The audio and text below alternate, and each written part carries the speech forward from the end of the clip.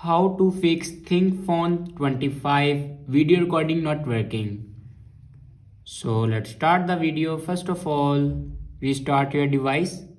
For restart your device, press and hold volume up button and power button at the same time. Now here you can restart your device. After restart your device, then open settings and then scroll down and click on apps and then click on see all apps. Now click on camera. Now here you can see the option force stop. Here you can force stop your camera. After force stop your camera, then open storage and cache. Now clear your cache memory. After clear your cache memory, then go back to your main page of your settings